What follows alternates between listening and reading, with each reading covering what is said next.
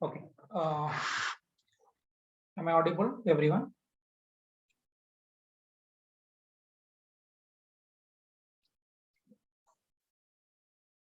Am I audible? आवाज आ रहा है सभी को?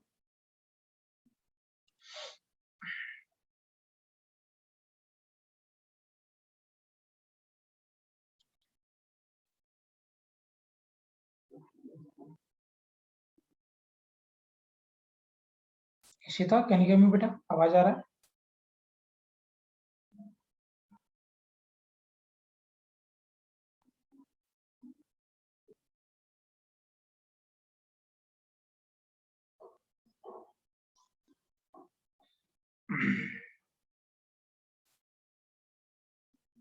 Okay, fine. Diya, Shubham, can you hear me? Am I audible?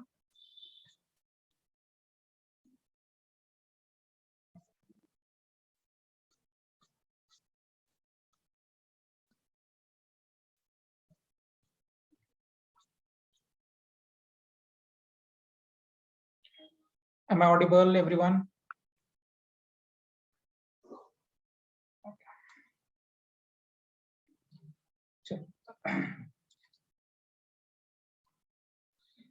Okay, fine. Last lecture में what we did?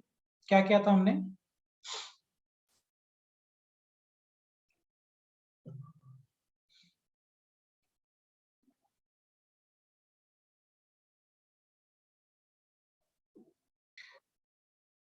I guess हम लोग एडवांस का वर्कशीट सॉल्व कर रहे थे ना, जे एडवांस वाला? Yes. Okay, so we'll go with that. I guess मैंने कुछ होमवर्क भी दिया था उसमें सॉल्व करने के लिए. I'll share the worksheet. हाँ, ये क्या था ना, जेई मेंस का प्रॉब्लम सॉल्व करना था. Have you tried solving this? Solve करने का ट्राई किया?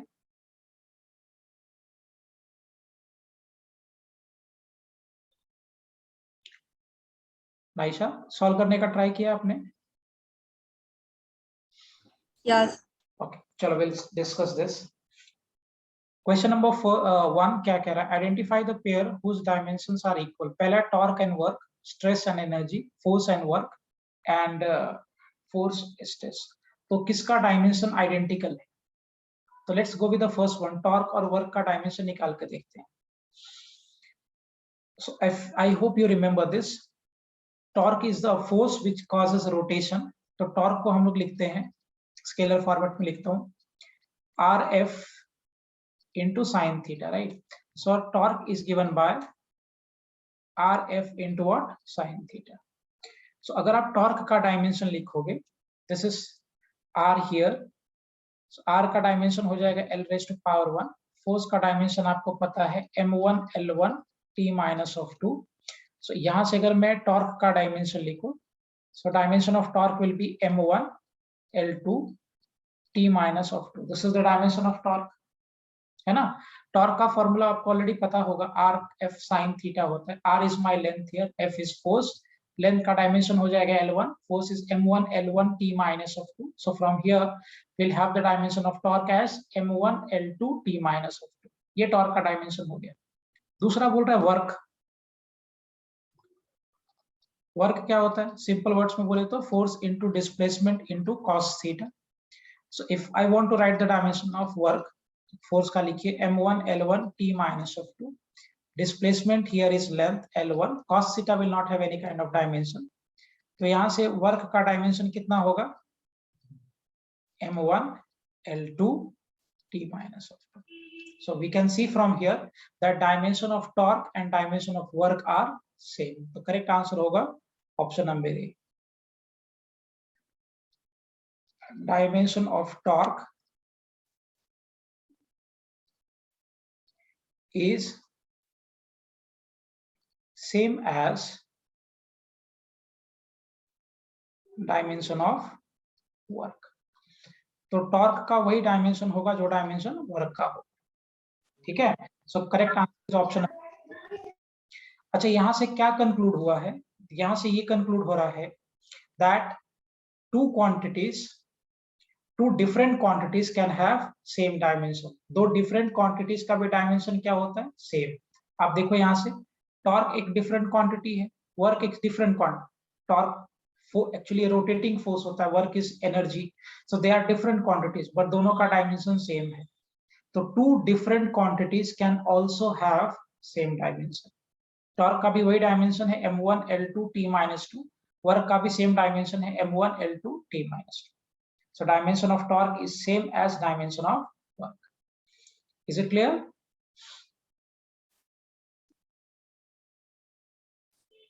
नाइसा, आंसर आया था आपका? Yes. Sita, Subham, clear? All of you? Yes, sir. Okay, good. We'll go to the next problem. ये जेई मेंस का क्वेश्चन है, मतलब हमारे टाइम पे जब मैं एग्जाम दिया था तो AITRIPL ही था।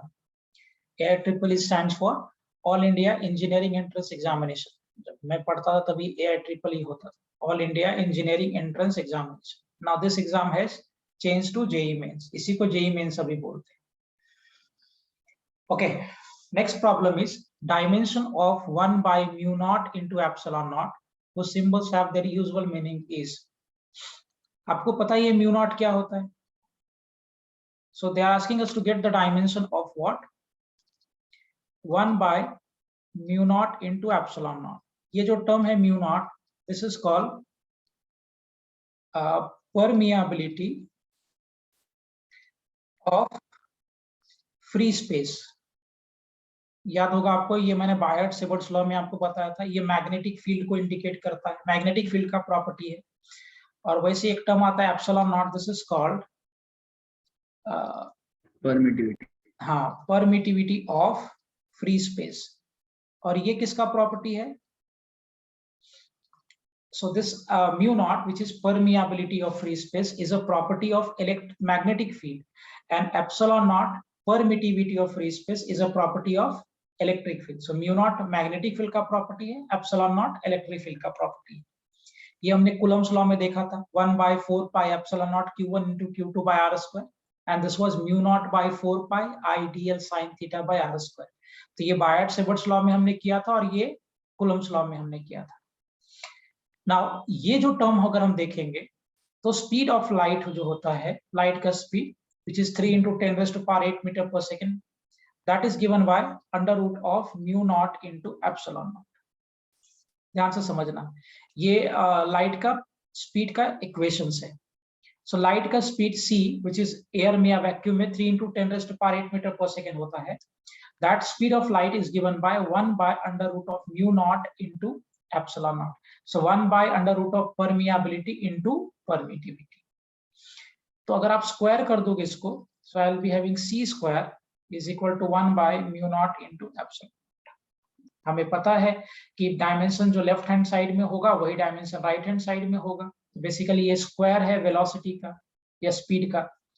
So 1 by mu naught into epsilon naught will be dimension wise m0 l1 t minus 1 का स्क्वायर, बिकॉज स्क्वायर लेना है आपको। सो 1 by mu naught into epsilon naught का डायमेंशन जो होगा, this is m0 l2 t of minus 2. This is the final answer. m0 l2 and t of minus 2. इसके लिए हमने क्या यूज किया? स्पीड ऑफ लाइट का कॉन्सेप्ट। सो लाइट का speed c is given by 1 by mu naught into epsilon naught. So 1 by permeability into permittivity का root, तो square कर दिया। So this will become c square is equal to 1 by mu naught into epsilon naught. तो जो c square का dimension होगा वही 1 by mu naught और into epsilon naught का डायमेंशन होगा। सो स्पीड का डायमेंशन का स्क्वायर ले लिया हमने। सो दिस इज द आंसर। ऐसा आंसर आया था आपका?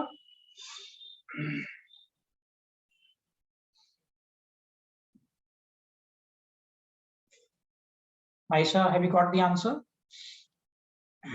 Yes. ऋषय, आपको आंसर आया था इस प्रॉब्लम का? हाँ सर। एक्सीलेंट बेटा, बहुत बढ़िया। इशिता, आपको? No sir, I didn't get this. Is it fine now? अभी समझ गया? Yes. Okay. This relation is important. ये यहीं से रिफ्रैक्टिव इंडेक्स भी डिसाइड होता है, ये वाला रिलेशन।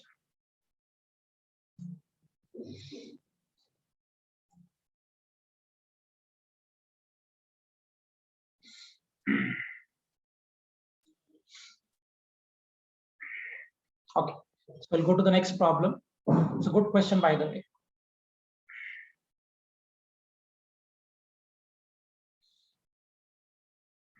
Okay, मैं इस पे थोड़ा सा और एक्स्ट्रा बताता हूँ आपको। देखो,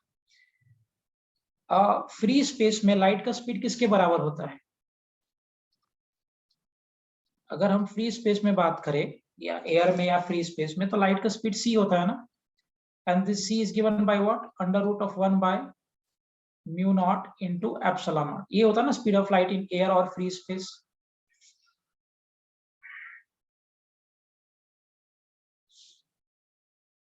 है ना? ये c क्या है? Speed of light in air और फ्री स्पेस। अच्छा, एनी अदर मीडियम में बात करेंगे तो क्या होगा? फॉर एनी अदर मीडियम क्या होगा? लाइट का स्पीड सेम c रहेगा कि चेंज हो जाएगा? If I talk about some other medium, तो लाइट का स्पीड c रहेगा कि चेंज हो जाएगा? लॉजिकल बात है, चेंज हो जाएगा, क्योंकि वहां का परमिएबिलिटी और परमिटिविटी भी चेंज हो जाता है। सो v हो गया 1 by under root of mu into epsilon. क्योंकि अगर आप दूसरे मीडियम में जाओगे, so for second medium the permeability and permittivity will be different, right? यहाँ पे क्या हो जाएगा? Mu into epsilon. याद करो, हमने जब डिस्कस किया था कूलम्स लॉ, तो मैंने आपको बताया था epsilon is equal to epsilon r into epsilon naught, है ना? तो यहाँ से v को क्या लिख सकते हैं?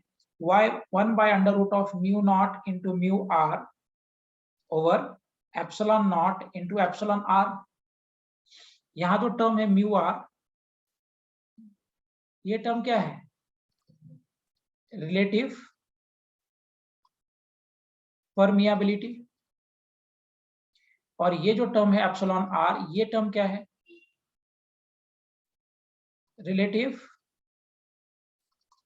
परमिटिविटी। अगर आपको याद हो तो c is equal to 1 by under root mu naught into epsilon naught होता है। और किसी और मीडियम में अगर आप जाओगे तो लाइट का स्पीड ऑब्वियसली c नहीं रहेगा, it will change to v, क्योंकि परमिएबिलिटी और परमिटिविटी चेंज हो जाता है। So permittivity of that space is equal to epsilon naught free space into relative permittivity, and permeability क्या होगा? Permeability of free space into relative permeability. याद करो, एक टर्म हमने पढ़ा था जिसको म्यू बोलते हैं रिफ्रैक्टिव इंडेक्स, या n से डिनोट करते हैं, क्योंकि म्यू ऑलरेडी मैं ले रहा हूं तो n से डिनोट कर लेता हूं। ये आपका टर्म है रिफ्रैक्टिव इंडेक्स। क्या होता है refractive index? What is refractive index? Ishita, definition याद है? रिफ्रैक्टिव इंडेक्स क्या है? 10th में है ये चीज। Speed of light in air या वैक्यूम, व्हाटएवर यू से, by speed of light in that medium.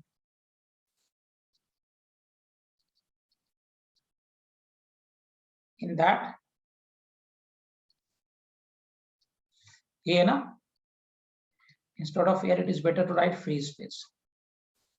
So refractive index क्या है? Refractive index is defined as the ratio of speed of light in free space, which is 3 into 10 raised to power 8 meter per second by speed of light in that medium. So if I get from here, तो इसकी जगह पे I can write 1 by under root of mu naught into epsilon naught, और इसकी जगह पे लिख सकते हैं 1 by under root of mu naught into mu r epsilon naught into epsilon r, लिख सकते हैं ना? Now if I solve this, n का वैल्यू कितना हो जाएगा? अंडर रूट ऑफ, थोड़ा सा मैथ्स लगाना पड़ेगा, so n will be equal to what? Under root of mu naught into mu r epsilon naught into epsilon r by under root of mu naught into epsilon naught. This term mu naught and epsilon naught ये भी cancel हो जाएगा, so n कितना हो गया? Under root of mu r into epsilon r। यही जो term होता है रिफ्रैक्टिव इंडेक्स होता है, और इसी से डिसाइड होता है कि मीडियम आपका डेंसर है कि रेयरर है। याद करो, आपने डिस्कस किया होगा कि अगर लाइट डेंसर मीडियम की तरफ रह जाएगा, if light will go to denser medium it will bend towards normal, and if light is going in the rarer medium it will bend away from normal। वो यहीं से होता है, तो रेयरर और डेंसर यहीं से डिसाइड होता है ना? सो डेंसर मीडियम वो मीडियम है जिसका refractive index will be more, और जो डेंसर मीडियम होगा वहां पे light will bend towards normal, और जो रेयरर मीडियम होगा उसमें light will bend away from normal, and that denser and rarer medium is decided by these two terms, relative permeability and relative permittivity. और denser का मतलब mass by volume नहीं है, वो ऑप्टिकली डेंसर। टेक्स्ट बुक में NCERT में लिखा है ये बात कि denser means optically denser, rarer means optically rarer. वो ऑप्टिकल डेंसर और ऑप्टिकल रेयरर ये दोनों टर्म डिसाइड करता है, relative permeability and relative permittivity. Am I clear? This समझा है point what is it? Yes, sir. Okay, so यही जो टर्म मैंने इसलिए तो बोला गया है ना कि लाइट एक इलेक्ट्रोमैग्नेटिक वेव है, इलेक्ट्रिक फील्ड और मैग्नेटिक फील्ड से बनता है, और वही ये टर्म है। सो ये एप्सिलॉन आर जो है वो रिलेटिव इलेक्ट्रिक फील्ड को इंडिकेट कर रहा है, और ये जो म्यू आर टर्म है वो मैग्नेटिक फील्ड को इंडिकेट कर रहा है, and therefore refractive index is under root of relative permeability into relative permittivity. Good, चलो आगे बढ़ते हैं। So good question, good concept by the way. चलिए क्वेश्चन नंबर 1 हो गया, क्वेश्चन नंबर 2 हो गया। Now go to question number 3। JEE mains 2003 का क्वेश्चन है, physical quantity not having the same dimension. Physical quantity जिसका डायमेंशन सेम नहीं है, पहला तो हमने प्रूफ किया टॉर्क और वर्क सेम डायमेंशन होता है। मोमेंटम और प्लैंक्स कांस्टेंट का देखते हैं सेम डायमेंशन है कि नहीं। डायरेक्ट दिख भी रहा है, इसका भी सेम होता स्पीड और इसका डिस्कस किया हमने, but let's see momentum and Planck's constant का फर्स्ट। डायमेंशन सेम हो रहा है या नहीं मोमेंटम और प्लैंक्स कांस्टेंट का। क्या फॉर्मूला यूज करेंगे लीनियर मोमेंटम के लिए? मास इनटू वेलोसिटी होता है ना मोमेंटम। इसका डायमेंशन कितना हो जाएगा, m⁻⁴ वेलोसिटी है l1 t-1, तो यहां से लीनियर मोमेंटम का डायमेंशन कितना होगा, अगर हम लिखे तो कितना आ जाएगा m1 l1 t-1, ये डायमेंशन होगा ना लीनियर मोमेंटम का। Now if I want to get the dimension of Planck's constant, तो उसके लिए हमें फॉर्म यूज करना पड़ेगा p is equal to h by lambda. p is equal to h by lambda, ये h ही आपका जो टर्म है ये प्लैंक्स कांस्टेंट है, और ये जो टर्म लैम्डा है ये किसको इंडिकेट कर रहा है, this is my wavelength. So अगर आपको प्लैंक्स कांस्टेंट का डायमेंशन चाहिए तो that will be equal to p into lambda. So Planck's constant momentum का डायमेंशन m1 l1 t-1, और इसका डायमेंशन वेवलेंथ मतलब लेंथ है, so l1। तो यहाँ से प्लैंक्स कांस्टेंट का डायमेंशन कितना होगा m1 l2 t-1, तो ऑब्वियसली ये बराबर नहीं है। So dimension of linear momentum and Planck's constant are not same. ये डी ब्रॉगली का हाइपोथेसिस है, p is equal to h by lambda। De Broglie एक साइंटिस्ट था, उसने बताया relation p is equal to h by lambda।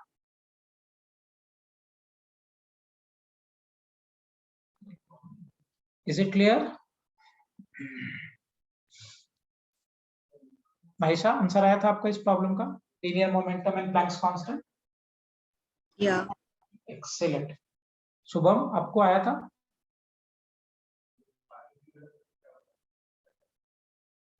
Yes. Okay, Diya is it clear ना बेटा, समझ गया है पूरा कैलकुलेशन? Yes. ओके, चलो let's move. Why is the product of linear momentum and wavelength always a constant? That depends on, that was the hypothesis of de Broglie. De Broglie said, देखो थोड़ा सा एक्सप्लेन करता हूँ। D Broglie ने क्या बोला कि कोई भी पार्टिकल, जैसे आप और मैं एक पार्टिकल है, we have identity, we are a particle. तो डी ब्रॉगली ने क्या बोला कि कोई भी पार्टिकल वेव नेचर भी शो करता है, जैसे हम लोग भी एक वेव्स है। So every particle has a dual nature. every particle in this universe has a wave nature, मतलब उसके पास पार्टिकल नेचर भी है और वेव नेचर भी है। इलेक्ट्रॉन देख लो, इलेक्ट्रॉन एक पार्टिकल है, but electron also behaves like wave, तो हम लोग भी एक वेव है, लेकिन हमारा स्पीड इतना कम है कि हमारा वेव नेचर सप्रेस हो जाता है, we behave like a particle nature. ठीक है, और डी ब्रॉगली ने ये हाइपोथेसिस दिया कि किसी भी पार्टिकल का जो लीनियर मोमेंटम होगा वो h बाय लैम्डा के बराबर होगा। ये जो लीनियर मोमेंटम होता है वो कितना होगा, mass into velocity. Now since linear momentum is mass into velocity and there is a mass term here, तो मास तो पार्टिकल के पास होता है, मतलब लीनियर मोमेंटम तो पार्टिकल के पास होगा, लेकिन ये जो लैम्डा टर्म है विच इज माई वेवलेंथ, ये वेवलेंथ का टर्म तो वेव्स के पास होता है। तो देखो एक ही इक्वेशन में हमारे पास पार्टिकल नेचर भी है विच इज मास, और सेकेंड केस में वेव नेचर भी है विच इज लैम्डा। तो इसका मतलब हर पार्टिकल एक वेव है, तो हम लोग भी वेव्स है। इलेक्ट्रॉन भी एक वेव है, इलेक्ट्रॉन एक पार्टिकल भी है और वेव भी है, so it has a dual behaviour. But किसी किसी केस में पार्टिकल बिहेवियर ज्यादा डोमिनेंट होता है और किसी किसी केस में वेव नेचर ज्यादा डोमिनेंट होता है। Is it clear? और वही जो रिलेशन था ना between particle nature and wave nature is given by this relation, P is equal to h by lambda. P is my linear momentum mass into velocity, and mass stands for particle and lambda wavelength stands for wave. मतलब particle भी है और wave भी है, और दोनों के बीच में जो रिलेशन है this is given by this hypothesis, P is equal to h by lambda. Is it clear? Naisa समझ में आया व्हाट आई सेड? Yes. चला एक्सप्लेन अगेन, क्लियर हो गया? देखो एक बार दोबारा से समझाने का ट्राई कर। ये डी ब्रॉगली ने हाइपोथेसिस दिया था रिजल्ट के बाद, ये लॉ नहीं है, हाइपोथेसिस है, and he said that P is equal to h by lambda. P is what? Mass into velocity. और अगर P momentum mass into velocity है तो मास तो सिर्फ पार्टिकल के पास होता है, वेव के पास थोड़ी मास हो। और लैम्डा किसके पास होता है? वेव के पास होता है। Wavelength will be with wave, particle का वेवलेंथ थोड़ी होता है। तो डी ब्रॉगली ने कंक्लूड किया था that every particle has dual nature, उसके पास पार्टिकल नेचर भी है और वेव नेचर भी है, क्योंकि पार्टिकल नेचर है तभी तो मास है ना। Mass is associated with the particle behaviour and lambda which is wavelength is associated with the wave behavior. So he said, de Broglie concluded that every particle has a wave nature as well. लेकिन कभी कभी क्या होता है कि wave nature ज्यादा dominate करता है कंपेयर टू पार्टिकल नेचर। हमारे केस में पार्टिकल नेचर ज्यादा डोमिनेट करता है बिकॉज हमारा स्पीड ऑफ ऑपरेशन बहुत कम है, हम लोग लाइट के स्पीड से बहुत नीचे चलते हैं, इसलिए हमारे केस में क्या होता है पार्टिकल नेचर ज्यादा डोमिनेट करता है। किसी किसी केस में वेव नेचर ज्यादा डोमिनेट करता है, जैसे electron it moves to the very large speed, तो वहां पे वेव नेचर ज्यादा डोमिनेट करता है, पार्टिकल नेचर भी होता है और वेव नेचर भी होता है। So everything has dual nature, clear? और वो जो डुअल नेचर है पार्टिकल का that is given by this relation P is equal to h by lambda. Am I clear?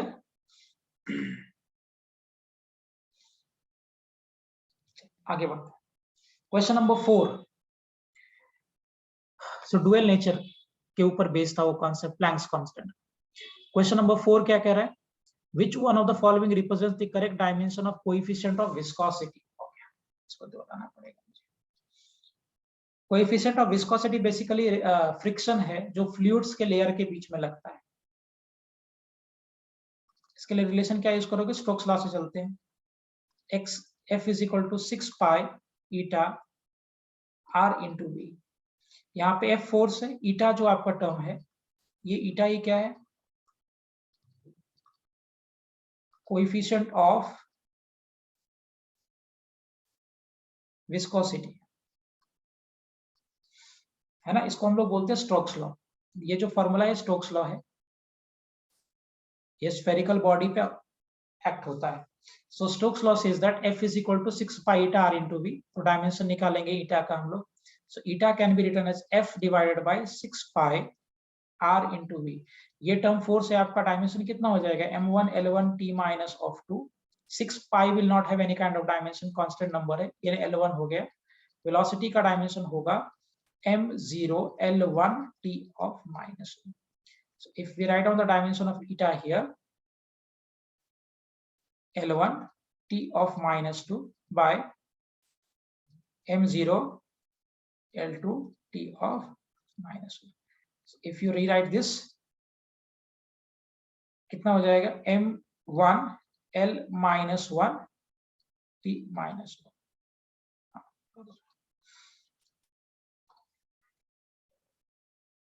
Nice answer आया था, m1 l minus 1 t minus 1। हाँ ऋषि आपका बेटा आया था इसका आंसर विस्कोसिटी? नहीं सर। अभी समझ में आया विस्कोसिटी का फॉर्मूला? हाँ सर।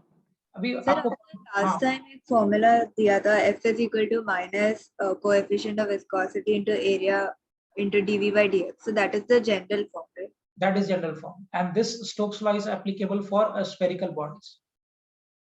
सिर्फ स्पेरिकल ऑब्जेक्ट के लिए वैलिड होता है, वो जनरल फॉर्मूला है, वो था F is equal to minus of eta into A into dv by d by velocity gradient. तो यहां से भी कर सकते हैं, या we can do it by this also.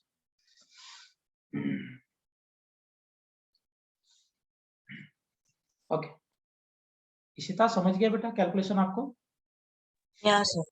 चलो let's move forward.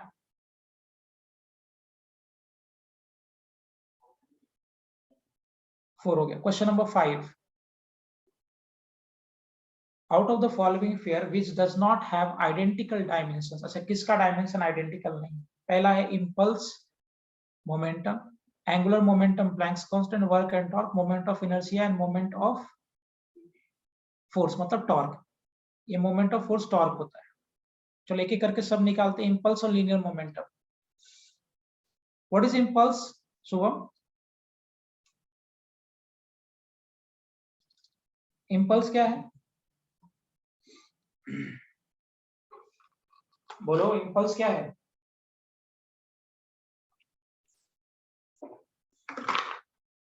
Anyone can answer what is impulse?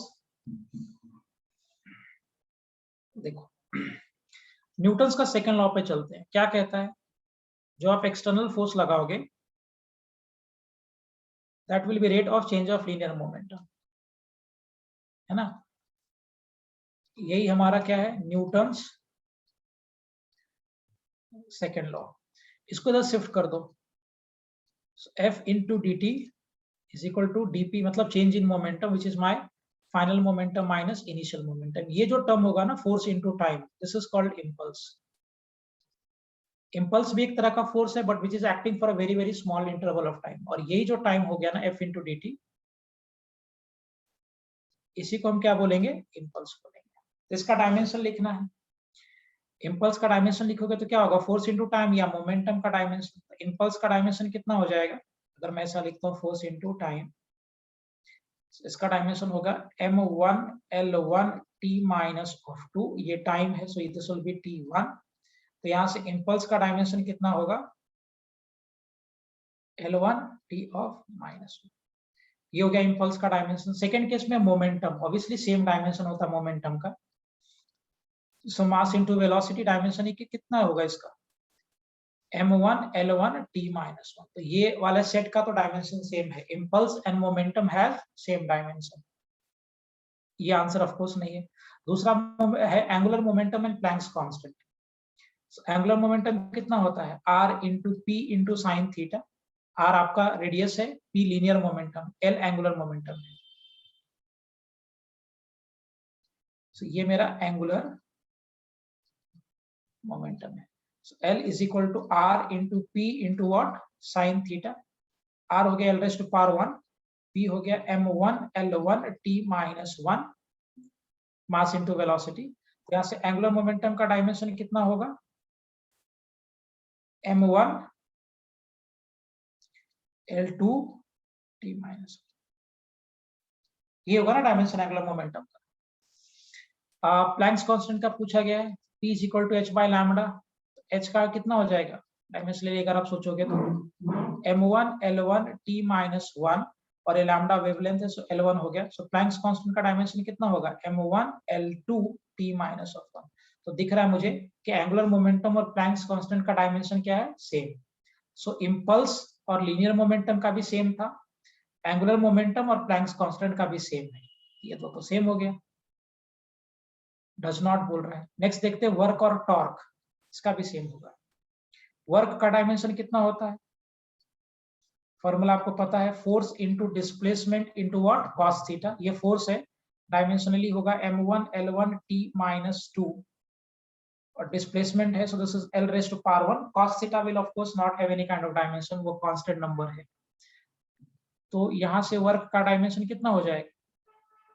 m1 l2 t minus 2, ये हो गया वर्क। टॉर्क निकाल दो। टॉर्क होगा F into R into what? Sine theta.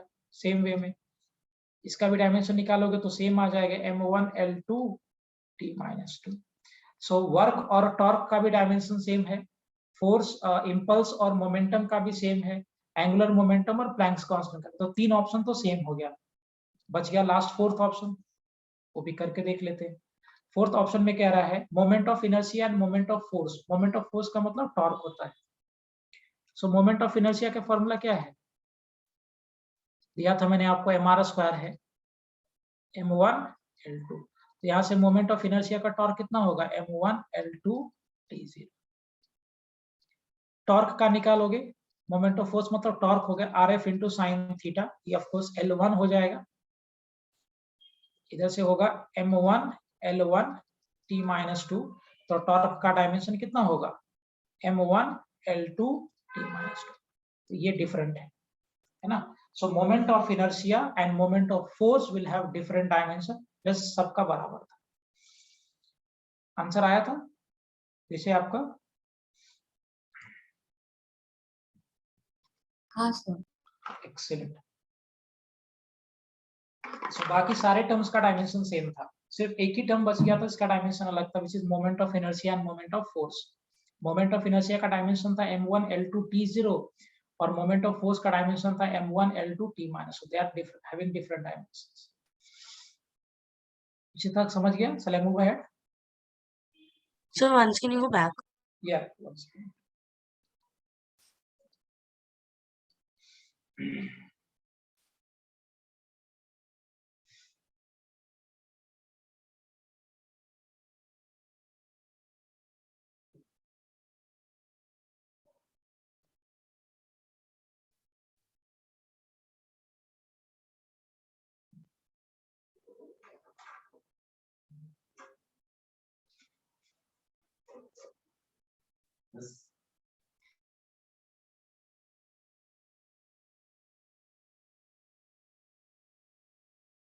Yes.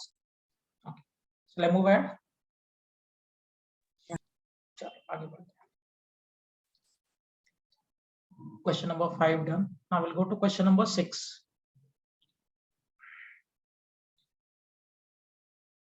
The dimension of magnetic field in terms of MLT and C. अच्छा, C के term में भी, हालांकि C फंडामेंटल क्वांटिटी नहीं है, कूलम फंडामेंटल क्वांटिटी करंट है ampere. So dimension of magnetic field in terms of M, L, T and C is given as, देखते हैं क्या होगा डायमेंशन इसका। कैसे निकालूं, चार्ज के टर्म में निकालना है डायमेंशन मैग्नेटिक फील्ड का। एक काम करें, फोर्स को हम लोग लिख देते हैं BIL। बताओ मुझे कब पढ़ा था फॉर्मूला हमने, F is equal to BIL sine theta.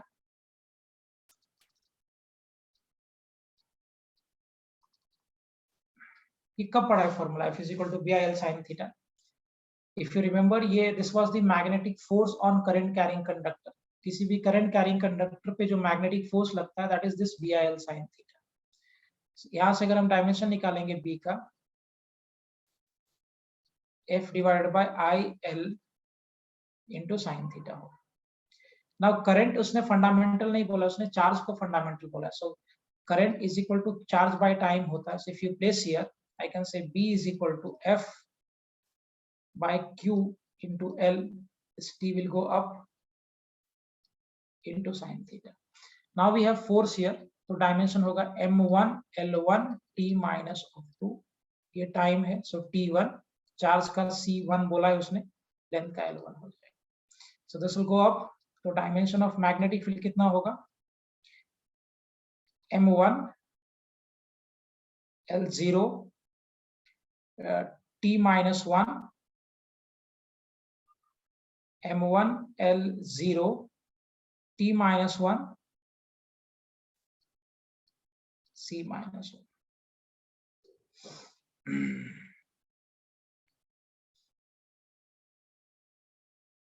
हाँ ठीक। So the correct dimension of this will be M1 L0 T minus 1 C minus 1। ऐसा आया था आपका result? Yeah. Excellent. Remaining all clear है सबको विषय?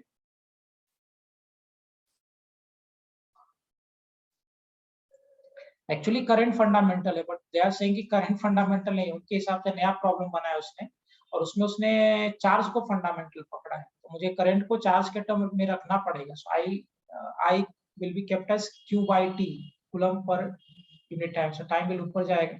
This is the calculation.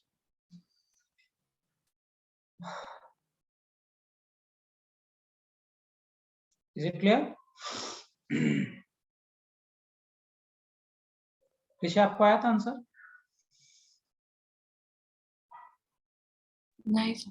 अभी समझ गया? हाँ। ओके, चलो आगे बढ़ते हैं. 6 हो गया ना. Question number 7.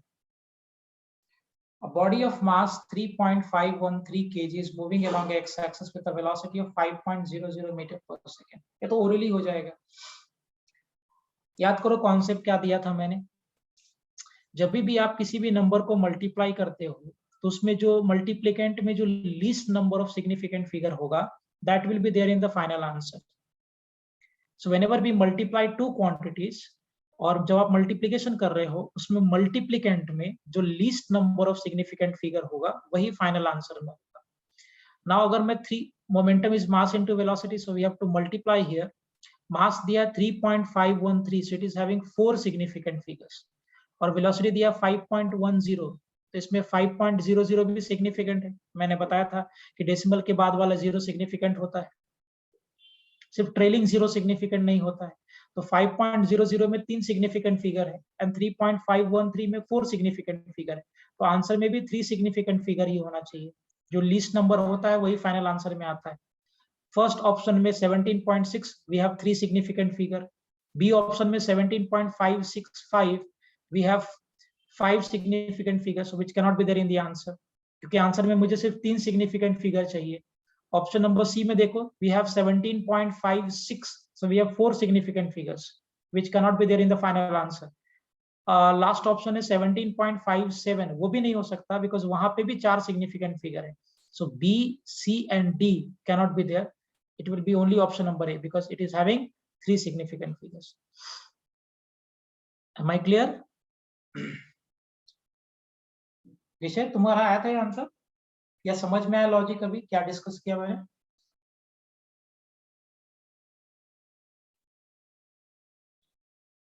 याद करो हमने पढ़ा था सिग्निफिकेंट फिगर्स में, मैंने आपको बताया था अलजेब्रा ऑफ सिग्निफिकेंट फिगर्स. वहां पे मैंने आपको बोला था कि जब भी हम दो नंबर को मल्टीप्लाई करेंगे तो मल्टीप्लिकेंट में जो least number of significant figure होगा that will be there in the final answer. तो आप 3.513 को 5.00 से मल्टीप्लाई कर रहे हो. 3.513 में 4 सिग्निफिकेंट फिगर एंड 5.00 में सिर्फ 3 सिग्निफिकेंट फिगर्स. तो फाइनल आंसर में भी 3 ही होना चाहिए which is there in the first option.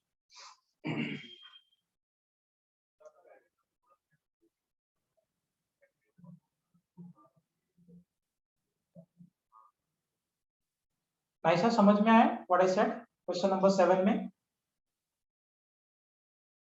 हाँ. ओके, चलो क्वेश्चन नंबर 8. अच्छा, ये तो स्क्रू गेज का प्रॉब्लम है. The full turns of the circular scale of a screw gauge covers a distance of 1 millimetre. अच्छा, 2 full turn.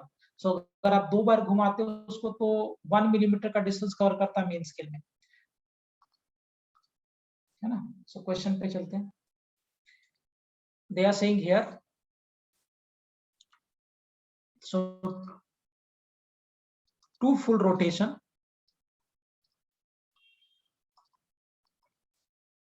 is will cover 1 millimeter on main scale. Will cover 1 millimeter on what? Main scale.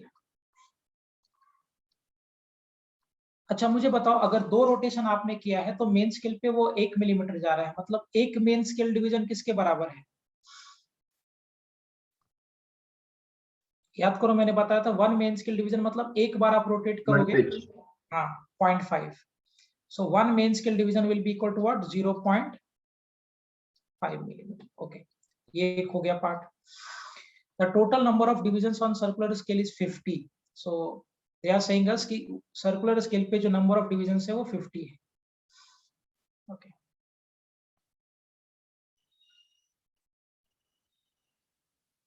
ठीक है. So number of divisions they are saying on circular scale is 50.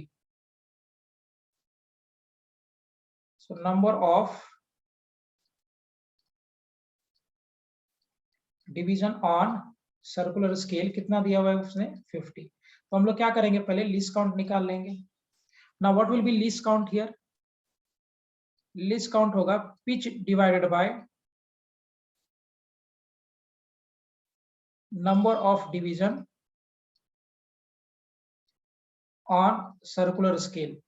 इसको अगर आप calculate करोगे least count कितना हो जाएगा, 0.5 divided by 50, solving this 0.01। so least count we have is 0.01 millimeter. ये मेरा least count हो गया, 0.01 is my least count. Further, it is found that the screw gauge has a zero error of 0.03 millimeter. So negative error दिया है, error already निकाल के दिया, minus of 0.03 millimeter का negative error है. Okay, fine. While measuring the diameter of a thin wire, a student notes the main scale reading of 3 millimeter. So capital N दिया है, main scale का reading 3 millimeter. Okay, and the number of circular scale division in line with the main scale is 35. So 35th division match कर रहा है, small n दिया है 35. तो पहले तो इसका रीडिंग निकाल लेते हैं। Reading will be equal to what? Capital N plus small n into what? Least count. So अगर हम इसको सॉल्व करेंगे, my reading will be capital N that I have is 3 plus of 35 into 0.01. So मेरा reading कितना होगा, 3 plus 0.35, reading will be 3.35 millimeter. ये होगा ना reading. Now we want to have true reading. True reading कितना होगा,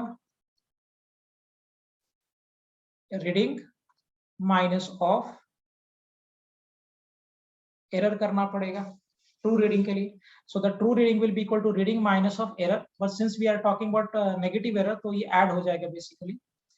सो true reading कितना होगा, 3.35 plus 0.03 and that to be in millimeter.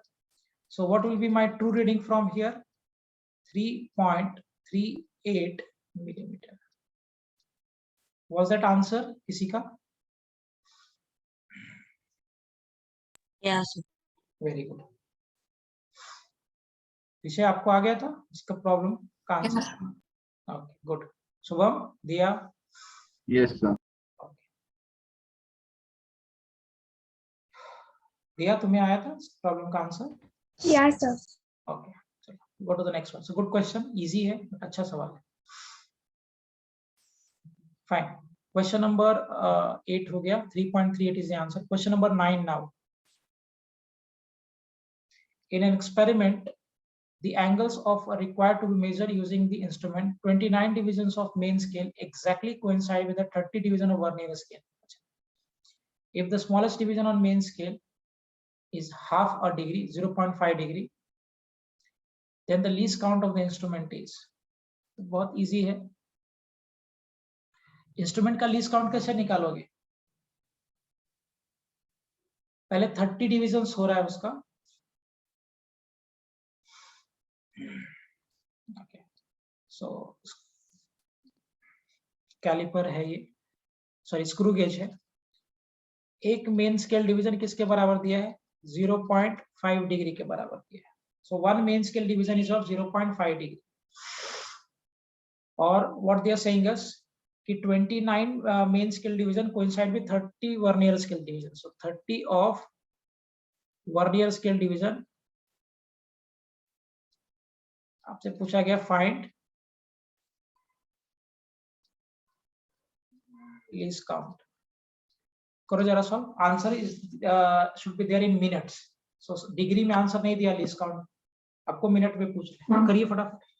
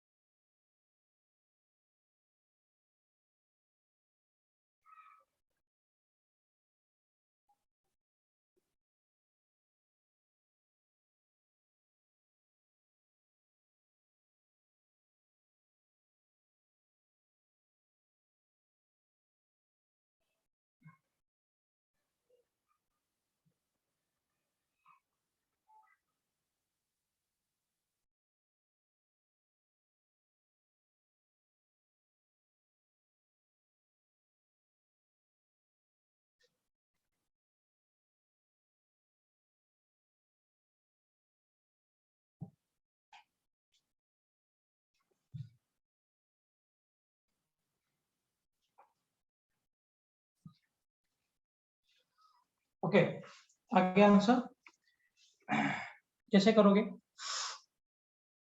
So आपको लीस्ट काउंट कैलकुलेट करने के लिए बोला गया है. So they are saying us 30 1-year scale division is coinciding with the 29 main scale division. So what will be the case here? So 30 of 1-year scale division, 29 of main scale division. So 1 1-year scale division कितना होगा? 29 by 30 of main scale division.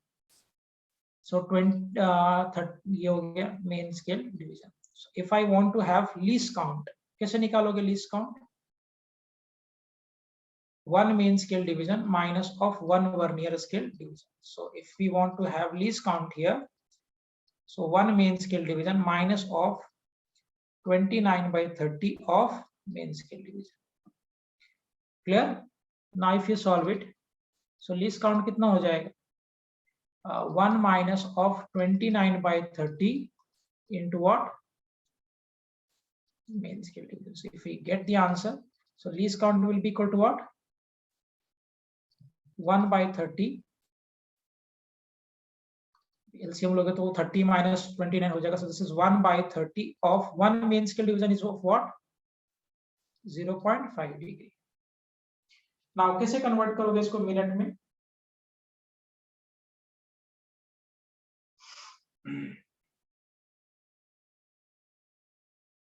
कैसे convert करेंगे?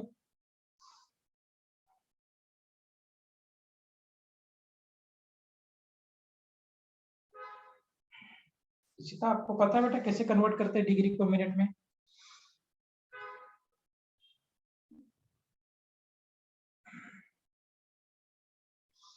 देखो इसको convert करने के लिए ऐसा, ये तो डिग्री में आपको फायदा मिला. If you have to get in minutes, so 1 degree जो होता है this is equal to 60 minute होगा. So, 1 डिग्री को हम लोग 60 मिनट में लेते हैं and 1 minute we know is equal to what? 60 seconds. So we have 1 degree here. So 1 degree 60 minute के बराबर होता है और हमें इतना डिग्री को कन्वर्ट करना है मिनट्स में. कैसे करोगे?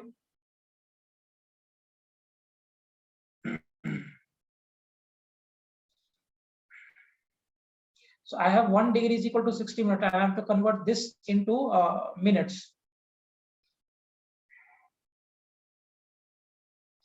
बोलो क्या करेंगे? Do it fast. Hold. Relation मैंने लिख दिया है. रिलेशन है कि 1 डिग्री जो होता है वो 60 मिनट के बराबर होता है.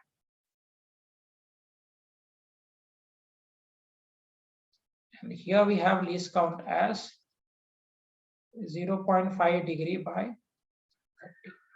So obvious सी बात है, ये तो डिग्री में मिनट में कन्वर्ट करने के लिए multiplied by 60. So least count कितना हो जाएगा? 0.5 by 30 into 60. This will get cancel. 2 हो जाएगा ये पूरा कट करने के बाद. So if you'll cut this 0.5 into 2 कितना हो जाएगा? 1. So least count will be equal to 1 minute.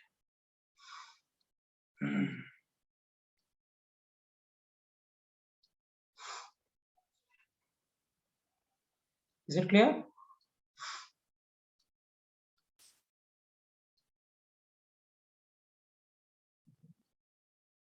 Naisa calculation समझ में आया बेटा कैसे अपलोड किया इसको?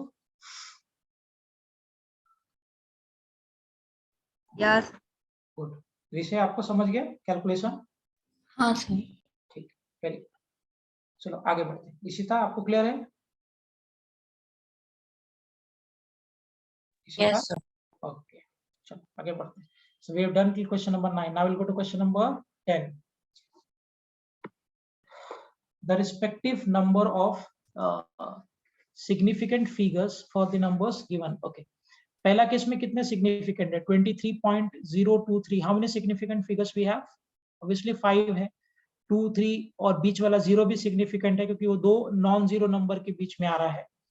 So 23.023 में we have 5 significant figures.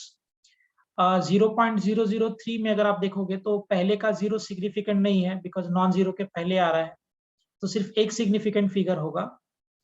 तो फर्स्ट केस में we have 5 significant figures. Second case में we have 1 significant figure. And third case अगर आप देखोगे 2.1 into 10⁻³ तो वहां पे 10⁻³ significant नहीं है, सिर्फ 2.1 significant है. तो थर्ड केस में we have two significant figures, तो 5, 1 and 2. So correct option is option number A. आ गया था Shubham 10th number? Yes. Okay, we'll go to question number 11 now. A screw gauge gives the following reading when used to measure the diameter of wire. Main scale reading there is 0.0 millimeter. Circular scale का 52 division coincide कर रहा है. Okay, so main scale 0 दिखा रहा है, मतलब capital N तो 0 है sure shot. So we have capital N 0 millimetre. और कौन सा डिवीजन कोइंसाइड कर रहा है? 52nd division. So we have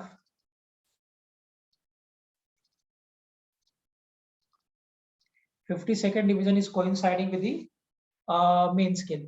Given that 1 millimeter on main scale correspond to 100 division on circular scale, तो pitch इसका 1 millimeter दिया है. और हमें क्या दिया है? 100 division on circular scale. So least count अगर आप निकालोगे, that is pitch divided by number of division on circular scale. So if we least count as pitch 1 हो गया 0.01 मिलीमीटर. So अगर हम यहाँ से रीडिंग लेंगे तो same formula, capital N plus small n into what? Least count. So अगर आप यहाँ से रीडिंग कैलकुलेट करोगे, so capital N we have 0, capital N 0 है, प्लस कौन सा डिवीजन मैच कर रहा है? 52nd into 0.01. So my reading from here will be 0.52 millimeter. Is it clear with this? अच्छा, उसको सेंटीमीटर में ऑप्शन दिया तो ऑब्वियसली एक 0 और बढ़ जाएगा. सो रीडिंग निकालोगे अगर आप सेंटीमीटर में तो कितना होगा? 0.052 सेंटीमीटर. इसी का आंसर था.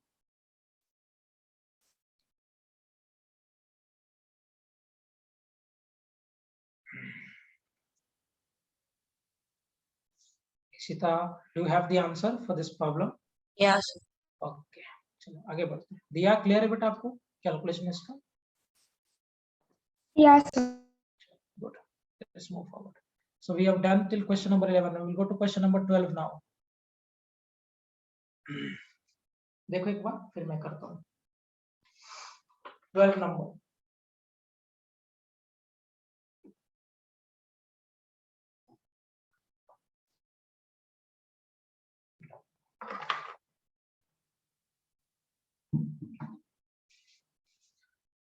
Resistance of a given wire is obtained by measuring current flowing through it in it and voltage difference applied across it. If the percentage error in the measurement of current and the voltage are 3% each, then the error in the measurement of resistance is okay. Easy question है. So हमें question में क्या दिया है कि voltage यानी current में error कितना दिया हुआ है? 3% का. ठीक है. So they have said us the error in current is of 3% और वोल्टेज में भी एरर दिया 3% का. और हमसे क्या पूछ रहा है?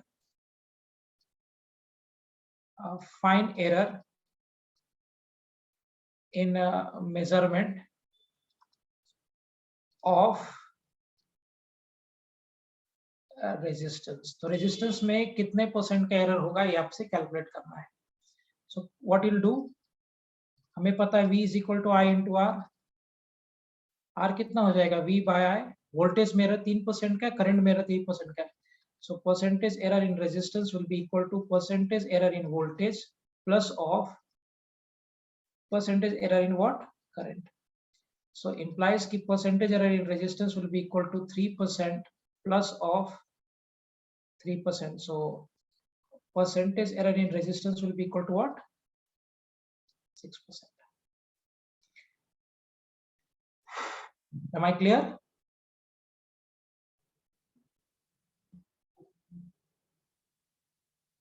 ऐसा आंसर था इस प्रॉब्लम का 12 number. Yes.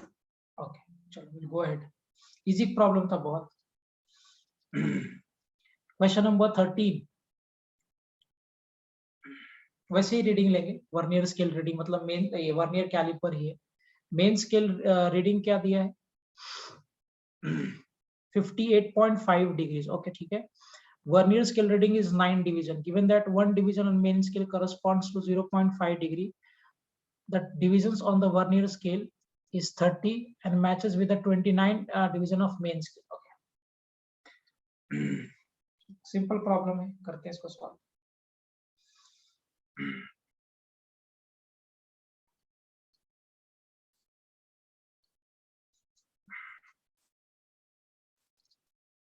So my question में everything they have given us.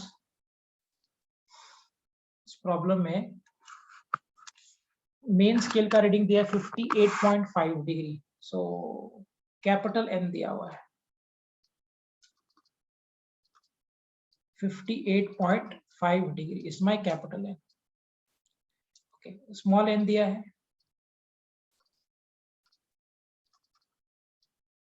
और स्मॉल एन कितना दिया? 9 डिवीजन.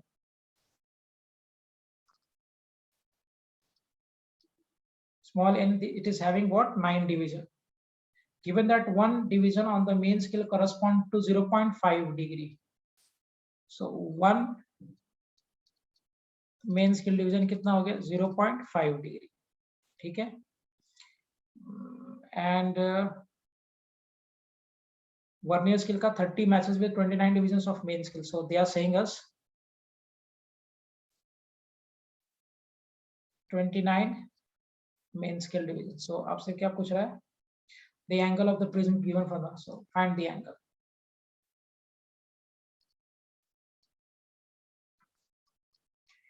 Angle of prism क्या होगा ये निकालना है. देखो करते हैं इसको सॉल्व.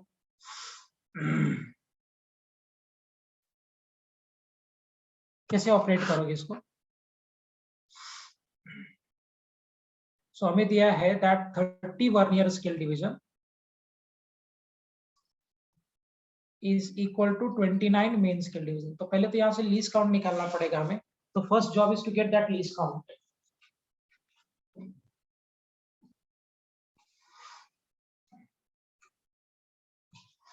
ओके तो पहला टास्क तो लीस्ट काउंट निकालना है. कैसे करेंगे? 30 we have 30 vernier scale division is equal to 29 main scale division.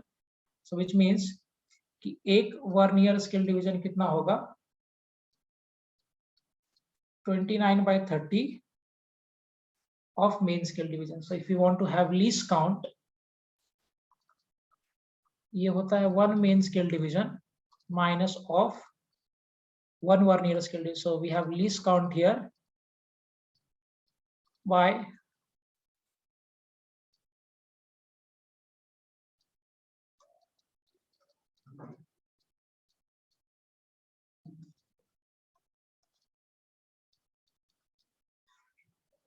so least count 1 by 30 और एक मेन स्केल डिवीजन किसके बराबर है? 0.5 डिग्री के बराबर है. ये होगा ना लीस्ट काउंट. यस और नो? रीडिंग निकालते हैं अभी.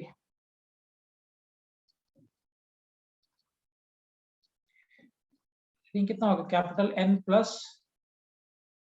Small n into what? least count. So capital N we have 58.5 degree plus of small n 9 into least count 1 by 30 into 0.5 degree. This is 3 here. So अगर हम calculate करेंगे कितना हो जाएगा reading by solving this 5 degree plus 1.5 0.15 degree, correct? So if you solve this,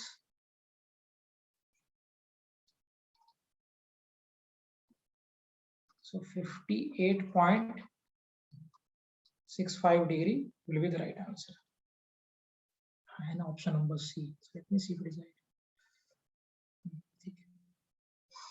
answer आया था?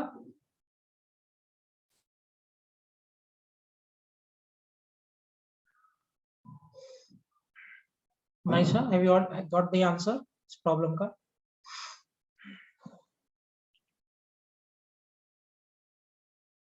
नहीं sir, calculation है। विषय आपको?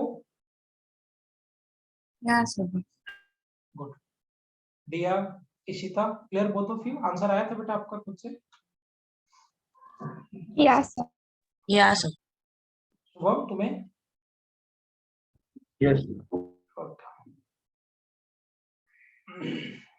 देखो हम लोग मेंस का आर्काइव कर रहे हैं, मतलब वो क्वेश्चंस जो मेंस ने पूछ रखा है। अब देखो जो भी हमने पढ़ा है वही सब कुछ पूछता है, फिर भी बच्चों से नहीं होता, फिर भी गलत। सोचो एग्जामिनेशन का लेवल कितना नीचे है, कितना इजी एग्जाम है वो, है ना। ये तो मैं मेंस करा रहा हूँ, इसके पहले लास्ट लेक्चर में हमने एडवांस का प्रॉब्लम्स किया था, अभी और भी प्रॉब्लम्स कराऊंगा मैं एडवांस का आगे चल के, आपको फील होगा इवन मेंस का मेनली कि एडवांस में तो थोड़ा अच्छा भी लेवल का प्रॉब्लम रहेगा। मेंस में तो कुछ नहीं पूछता है, जो पढ़ेंगे वही पूछता है, फिर भी नहीं होता है, फिर भी टफ। देखो तुम्हारे सामने हम लोग मेंस के आर्काइव कर रहे हैं, मतलब जो पास्ट ईयर में जेई मेंस ने यानी एआई ट्रिपल ई ने जो, and that also AI triple E, जब उस समय एग्जाम का लेवल अच्छा होता था तब के प्रॉब्लम्स कर रहे हैं। कुछ भी है क्या? सेम जो पढ़ा है वही पूछा है, बट फिर भी गलत। चलो आगे बढ़े। Okay, so we have done with this question number. Let's go to question number 14. Let epsilon naught denote 2013 का प्रॉब्लम है। Let epsilon naught denote the dimensional formula of permittivity in vacuum if m, l and t and a electric current, then epsilon का dimension निकाल, ठीक है, Coulomb's law से निकाल लेते हैं एप्सिलॉन का डायमेंशन। आपको एक बात पता ही है कि दो चार्जेस अगर हम लेंगे Q1 कूलम का और दूसरा charge if we have of Q2 coulomb, तो ये भी प्लस और ये भी प्लस, तो दोनों एक दूसरे पे रिपल्सन का फोर्स लगाएगा, force on second charge due to first charge, और ये भी इस पर रिपल्सन का फोर्स लगाएगा, force on first charge due to second charge, और दोनों एक दूसरे पे इक्वल फोर्सेस लगाता है, and that force is 1/4 pi epsilon naught Q1 into Q2 by the square। आपको इसी एप्सिलॉन का डायमेंशन पता करना है। एप्सिलॉन कितना हो जाएगा 1/4 पाई Q1 into Q2 by F into R square। 1/4 pi Q1 into Q2 by F into what? R square। ये फोर्स है, सॉरी चार्ज है, चार्ज का होता है current into time, A1 T1, ये भी चार्ज है, करंट इंटू टाइम, ये फोर्स है M1 L1 T minus of 2, ये R है L रेज़ टू पावर 2। सो अगर हम यहाँ से एप्सिलॉन नॉट का डायमेंशन लिखे, सो A2 T2 by this will be M1 L3 T minus of 2। so this will shift of epsilon not का dimension कितना होगा M-1 L-3 T4 A2।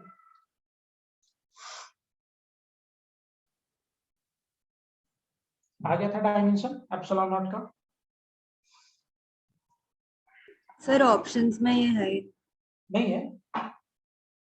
Let me see the options। क्या answer है मेरा?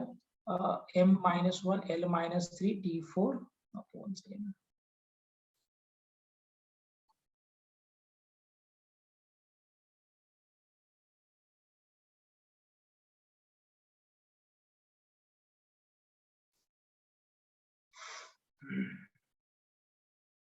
So we have m minus 1 l minus 3 t4 a2. देखते हैं जरा option में m minus 1 l minus 3 हाँ ऑप्शन में नहीं है, वो t5 की जगह पे t4 होना चाहिए, तो ऑप्शन नंबर बी में वही एरर है, प्रिंटिंग एरर होगा, instead of t5 it should be t4, बाकी सब यहाँ भी माइनस साइन छोटा है, करेंगे तो ऐसे ही, और तो कोई से लॉजिक है ही नहीं। Is it clear?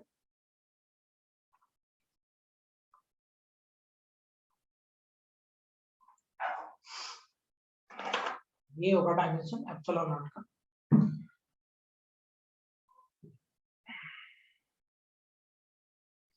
F is equal to 1 by 4 pi epsilon naught q1 into q2 by r square, so epsilon naught को वो बाजू शिफ्ट किया, so 1 by 4 pi q1 into q2 by f into r square, q1 is charge, charge होता है current into time, so current into time यहाँ भी, current into time यहाँ भी, ये फोर्स हो गया m1 l1 t minus 2, बराबर है, ठीक है, क्लियर, समझ गया calculation?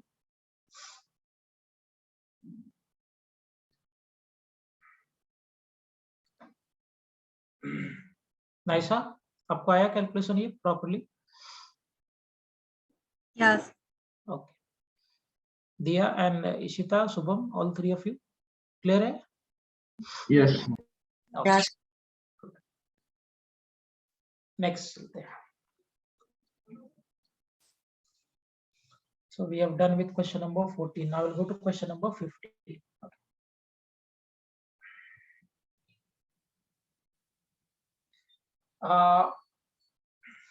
Student measures, JEE main का question है, a student measures the length of a rod as 3.50 centimeter, मतलब इसका लीस्ट काउंट कितना होना चाहिए? 0.01 सेंटीमीटर, क्योंकि 3.50 आपने 3 सिग्निफिकेंट फिगर्स तक इसको मेजर किया है, 3.50 सेंटीमीटर, तो कौन सा इंस्ट्रूमेंट आप यूज करोगे?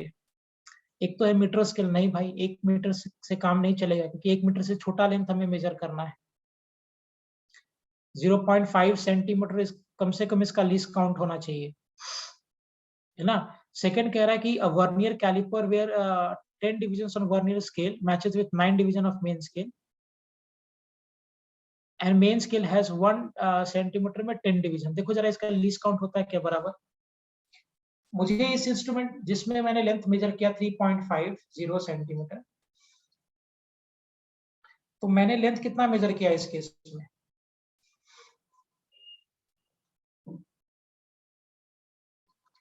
एक खुद से जरा सोचो, मैं 1 मिनट होल्ड करके देता हूँ, let's see who can do it, करिए जरा।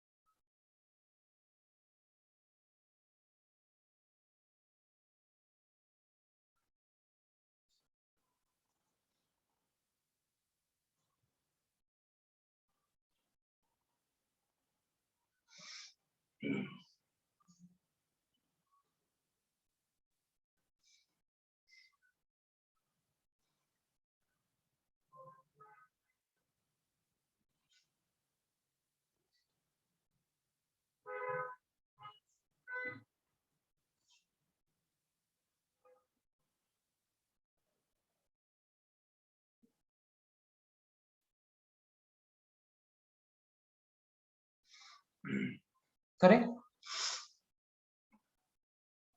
लेंथ कितना मेजर किया है? 3.50 centimetre,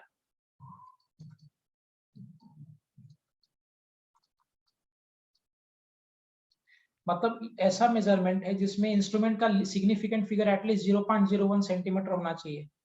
so least count of instrument used,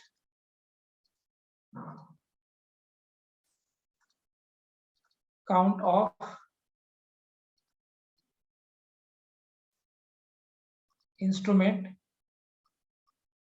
used will be 0.01 centimetre. तो पहला वाला स्केल तो हम यूज नहीं करेंगे क्योंकि मीटर स्केल्स था, सेकेंड कह रहा है वर्नियर कैलिपर्स का 10 division of vernier scale matches with 9 main scale division. So in this case they are saying 10 vernier scale division is equal to what 9 main. देखते इसका लीस्ट काउंट आता है कि नहीं. और मेन स्केल में so they are saying कि 1 centimeter of main scale. So 1 centimeter of main scale is divided into how many parts? 10 divisions. 1 centimeter of main scale is divided into 10 division. इसका मतलब कि 1 मेन स्केल डिवीजन किसके बराबर होगा? 1 divided by 10. So 1 main scale division जो होगा वो 0.1 centimetre के बराबर होगा. ठीक है. So we have 1 main scale division here और एक मेन स्केल डिवीजन 0.1 सेंटीमीटर के बराबर होगा. सो और यहाँ पे क्या दिया है? that 10 vernier scale division 9 main scale division के बराबर होगा. सो 1 vernier scale division 9 by 10 main scale division होगा. Now if we get the least count here, 1 main scale division minus of 1 vernier scale division. So what will be least count? एक main scale division minus of 9 by 10 of main scale division. So if you get the least count, 1 minus of 9 by 10 of main scale division. So least count कितना हो जाएगा? 1 by 10 and एक main scale division किसके बराबर था? 0.1 centimetre. इसको अगर आप सॉल्व करोगे, so least count I'll be having 0.01 centimetre, which matches with the required least count जो हमें चाहिए. तो therefore हम सेकेंड वाला स्केल यूज करेंगे. ऐसा आपको आया था इस प्रॉब्लम का answer? Yes. Okay, so we'll be using this scale क्योंकि इसमें मेरा पर्पस सॉल्व हो जाता है. हमने रीडिंग लिया 3.50, मतलब मेरा जो लिस्ट काउंट होना चाहिए वो 0.01 सेंटीमीटर का होना चाहिए. वो सेकेंड स्केल बराबर मैच करना. तो इसका करेक्ट आंसर ये वाला होगा, B scale. Okay fine. Question number 16. The time period of oscillation of simple pendulum is t is equal to 2 pi under root L by G. Measured value of length is 20 centimeter with known to 1 millimeter accuracy. Okay, it's a good question. Huh?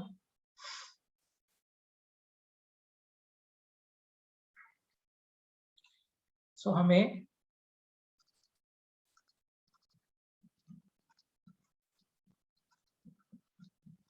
Time period दिया हुआ है यहाँ पे and L by G, और क्या कह रहा है? Length is measure 20 centimetre with 1 millimetre accuracy. So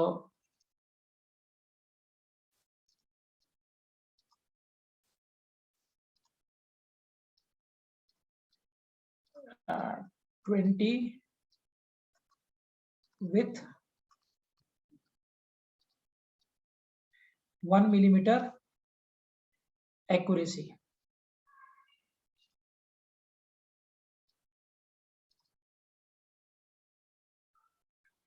And time for 100 oscillation is found to be 90 seconds using a wristwatch of 1 second. So 100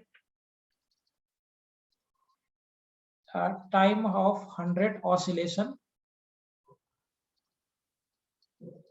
is found to be 90 seconds with a watch of 1 second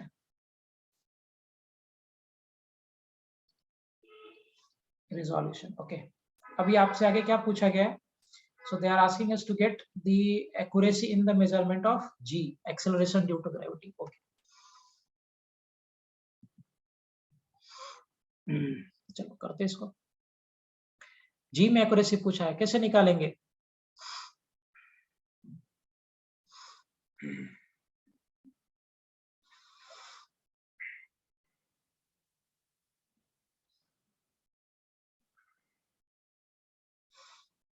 देखते हैं, पहले तो मेरे को relation दिया है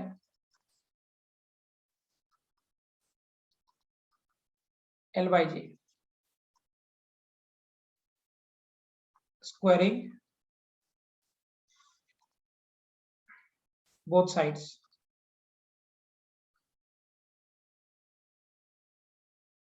squaring both the sides. So अगर हम दोनों साइड स्क्वायर कर लेंगे तो क्या रिजल्ट मुझे मिलेगा, that t square is equal to 4 pi square L by G, और what do we have, G is equal to 4 pi square L by t square.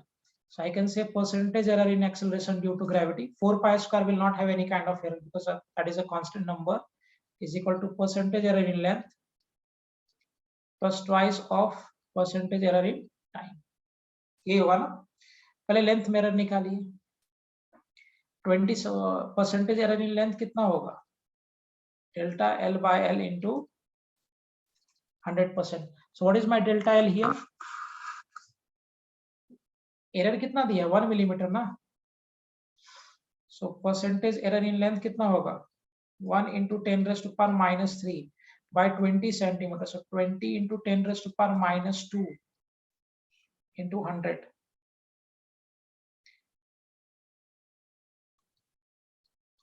So what will be my percentage error?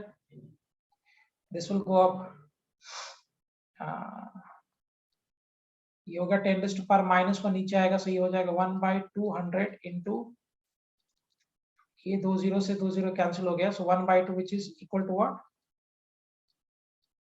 0.5%. So length में error जो आएगा वो 0.5% का आएगा। ठीक है, अब जरा एरर निकालते हैं टाइम में। कैसे निकालोगे, और 100 ऑसिलेशंस के लिए किया है। 90 सेकेंड्स हुआ और 1 सेकेंड किया, that is for the 100 oscillations total. Percentage कितना आएगा, सो percentage error delta t by t into 100%,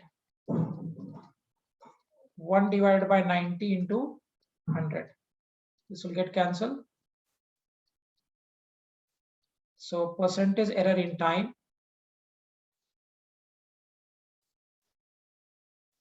1.1%.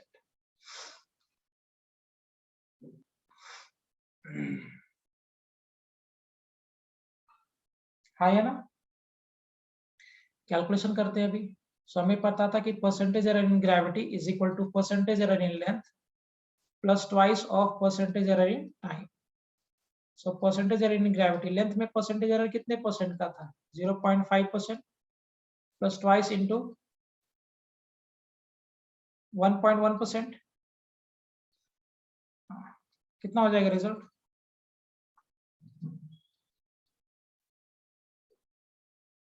2.2%. So percentage error in gravity is 2.7%. रफली राउंड कर दोगे तो आंसर 3% के आसपास आएगा। So अगर वो राउंड करके मांग रहा है, so 2.7% को we can say percentage error in gravity will be equal to what, 3%. Am I clear? ऐसा आंसर आया था आपको इस प्रॉब्लम का? सर ये 100 ऑसिलेशंस के लिए हुआ। टोटल ही निकाल रहा है ना, आपसे सिंगल ऑसिलेशन का थोड़ी पूछ रहा है। They have asked you for 100 oscillations overall, total 100 oscillations के लिए पूछ रहा है। इसका करेक्ट आंसर होगा 3%। आ गया था?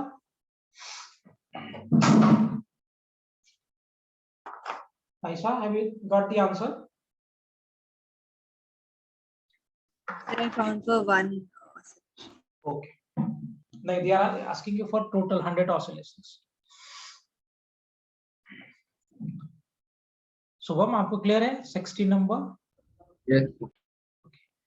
दिया, इशिता, both of you?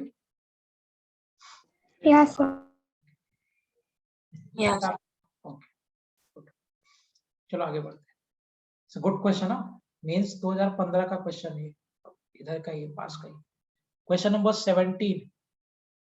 अच्छा खत्म हो गया। Question number 17।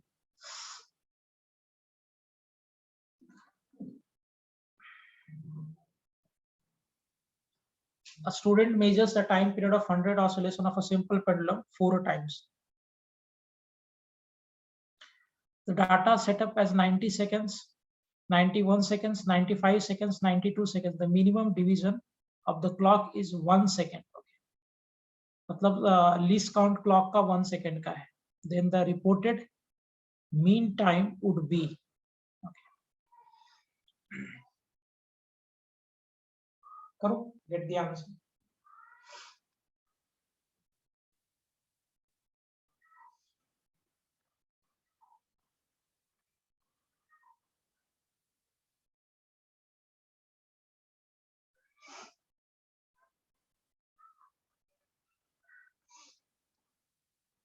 मैं 1 मिनट का टाइम देता हूँ, करके देखिए फिर मैं कर।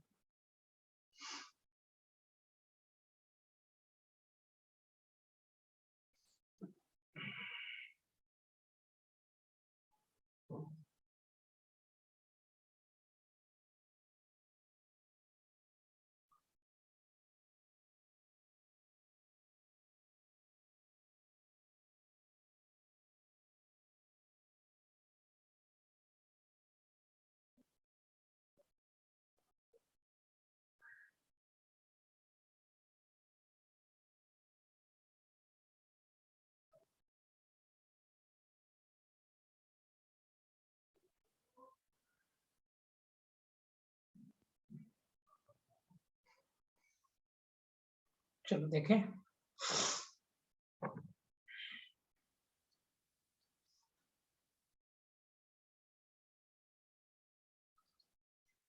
क्वेश्चन में क्या कह रहा है? Student measures the time period of 100 oscillations as 90 seconds and 91 seconds, 90 so 100 oscillations के लिए टाइम मेजर कर रहा है वो, and this they have found it out is what 90 seconds, 91 seconds and all that stuff, है ना? तो हमें निकालना है इसमें कितना होगा। पहले तो एवरेज निकालना पड़ेगा।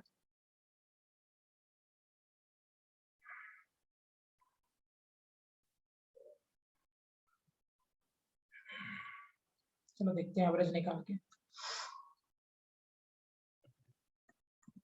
टाइमिंग कितना दिया हुआ है ऑसिलेशंस के लिए? 90, 91, 95 and 92 seconds.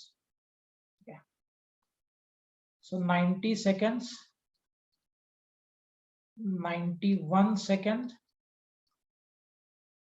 and this we have 90 seconds, 91 second, 95 second and 92 seconds. 91 seconds, 95 second and 92 seconds. तो पहले तो इसका मीन निकाल लो, mean value AM A1 plus A2 A3 A4 by 4. So AM कितना होगा? 90 plus 91, 92 divided by 4. So if I work on this, कितना आएगा relation? 90 plus 91 plus 95 plus 92, this divided by 4, 92 आएगा। So mean time मेरा आ गया 92 seconds is what we have mean time। ठीक है, so मेरा mean time आ गया 92 seconds। तो फर्स्ट केस में एरर निकालो, डेल्टा A नहीं T1 लगना चाहिए था।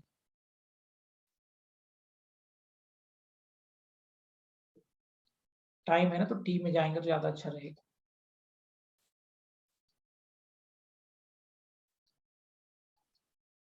So T mean, okay, ये रिजल्ट आ गया। नाउ डेल्टा T1 निकालिए।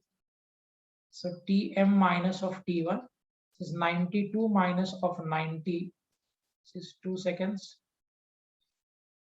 डेल्टा T2 निकालो, 92 माइनस ऑफ 91, ये हो गया 1 सेकेंड्स। डेल्टा T3 निकालिए, 92 माइनस ऑफ 95, हालांकि टाइम नेगेटिव नहीं होता तो मॉड लेना पड़ेगा हमें, और लास्ट में कितना हो जाएगा, डेल्टा T4 0 हो गया ना, क्योंकि तो 92 ही आया था, तो ये 0 हो जाएगा। तो आप delta TM mean absolute error निकालो।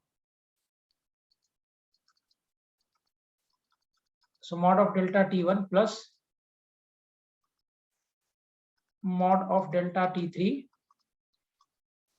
mod of delta T4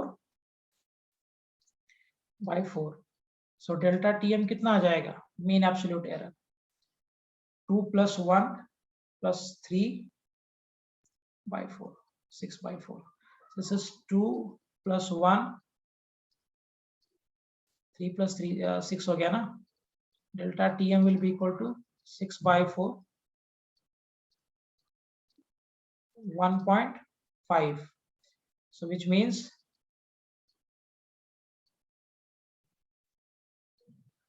1.5 seconds. So अगर आप रीडिंग लिखोगे फाइनली,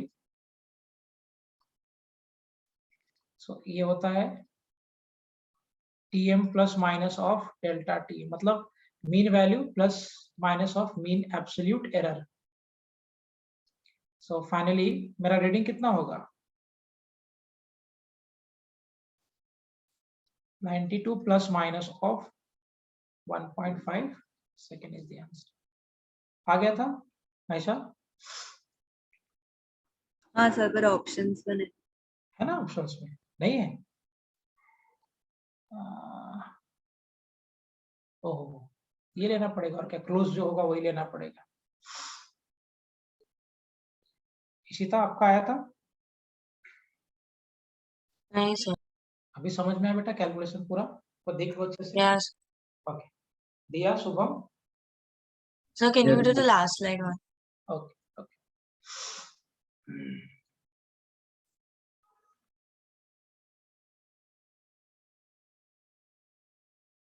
या done sir.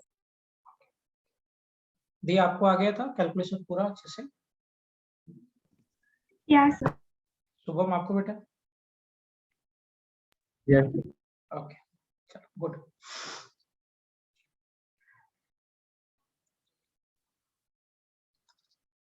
So now we'll go to the next problem. So हमने जेई मेंस का आर्काइव डिस्कस कर लिया, अपना लास्ट प्रॉब्लम है वो खत्म करते हैं इसको। स्क्रू गेज का प्रॉब्लम है 18 नंबर, जेई मेंस 2016 का है। A screw gauge with 0.5 millimeter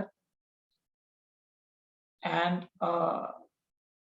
pitch 0.5 millimeter and circular scale divisions is 50. So मैं क्वेश्चन लिखता हूँ।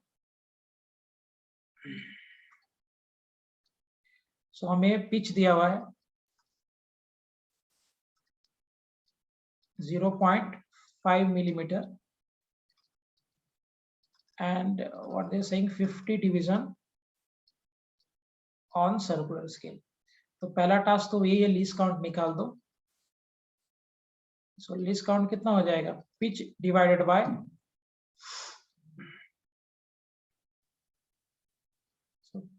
this will be pitch divided by number of division on circular scale. So if we 0.5 divided by 50, 0.01, so least count आ गया हमें 0.01 millimetre. एक हो गया पहला task. उसके आगे क्या कह रहा है, used to measure the thickness of the thin aluminum sheet. Okay, before starting the measurement it is found that when the two jaws of screw gauge are brought in contact, 45th division coincide with the main scale line and zero of main scale is barely visible. Okay, ठीक है।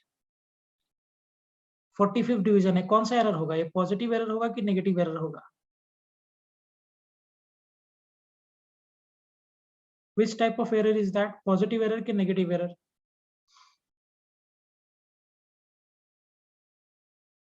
45th division coincide कर रहा है, कौन सा error हो? अच्छा concept है, सोच के करना पड़ेगा एरर के लिए। उसने क्लियर नहीं किया कि कौन सा मैच एरर है, जीरो कहाँ पे लाई कर रहा है, पर टोटल 50 डिवीजन है। थोड़ा सा बड़ा बनाता हूँ। सो टोटल हमारे पास कितने डिवीजन है? 50, और 45th डिवीजन आपको इधर दिख रहा है, ये आपको रेफरेंस लाइन है।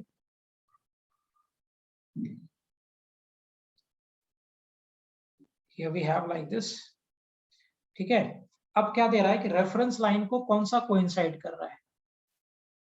अगर आप देखोगे रेफरेंस लाइन को कोइंसाइड कौन सा कर रहा है? 45th,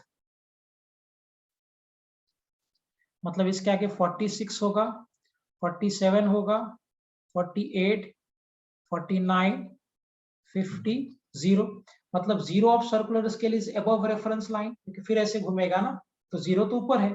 तो कौन सा एरर है ये? पॉजिटिव एरर है कि नेगेटिव एरर है? याद करो, सर्कुलर स्केल का जीरो अगर रेफरेंस लाइन के नीचे होता है तो कौन सा एरर होता है? नेगेटिव। इस केस में कौन सा एरर है? नेगेटिव। नहीं, सर्कुलर स्केल का जीरो अगर रेफरेंस लाइन के नीचे है तो पॉजिटिव एरर है कि नेगेटिव एरर है? नीचे पॉजिटिव है।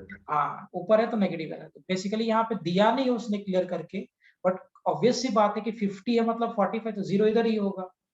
हाँ, अगर ये 10 होता तो जीरो नीचे होता, 5 होता तो जीरो नीचे होता, but on the upper and पे है तो ये तो ऊपर है। सो क्लियर नहीं बोल रहा है, बट ऑब्वियस है कि नेगेटिव एरर है। स्मॉल एन कितना ले लो यहाँ पे? 45 लो कि ये लेना पड़ेगा? एक डिवीजन, दो डिवीजन, हाउ मेनी डिवीजन भी है? 5 डिवीजन नीचे है ना, एक डिवीजन, दो डिवीजन, 3, 4, 5, 50 के बाद जीरो आएगा तो फिर 5 डिवीजन नीचे है ना वो। तो स्मॉल एन यहाँ पे 45 नहीं लेना है, स्मॉल एन यहाँ पे हमको 5 लेना है, क्योंकि 5 डिवीजन वो नीचे है। याद करो, n is the number of division which is matching with reference line. तो कितना डिवीजन इसका जीरो ऊपर है? एक डिवीजन, दो डिवीजन, तीन डिवीजन, चार डिवीजन, 5 डिवीजन, 5 डिवीजन ऊपर है। और नेगेटिव एरर है। हाँ, 6 होएगा ना? कैसे? 0, 50, 49, 48, 47, 46, 45, हाँ 50 डिविजन में ये हो गया। सो कितना हो गया? एक, काउंटिंग गलत किया गया, 2, 3, 4, 5, 6, हाँ करेक्ट, 6 डिविजन होगा टोटल। मैंने वो जीरो वाला एक्सक्लूड कर दिया। सो टोटल 6 डिविजन हो गए, कैपिटल एन। सो रीडिंग निकालो पहले, सॉरी एरर निकालो, तो स्मॉल एन 6 हो जाएगा। तो 0 plus 6 into least count. Least count already we have calculated 0.01. So error, negative error होगा minus of 0.06 millimeter negative error होगा। अब रीडिंग पे चलते हैं। Now we'll go to for reading.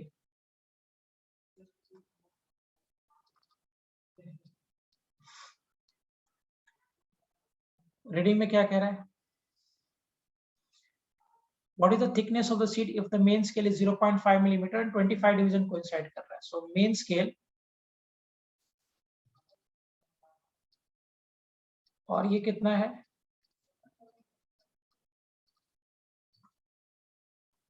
25th division. So पहले तो हम लोग रीडिंग निकालते हैं। What will be reading in this case?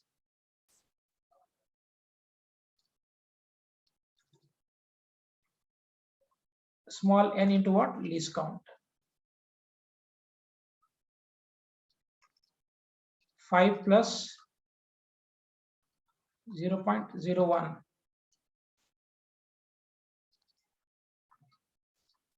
5 plus of 0.25. So कितना मिलेगा हमें reading?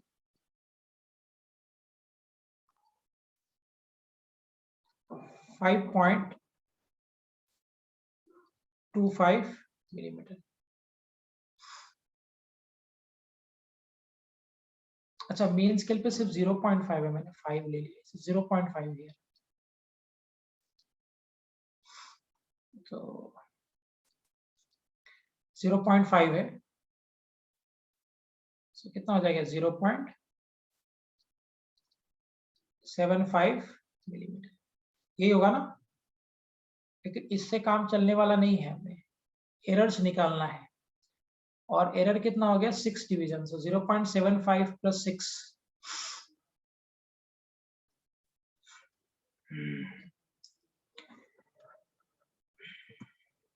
Get the answer first. Negative error है तो ऐड करना पड़ेगा ऑफ कोर्स।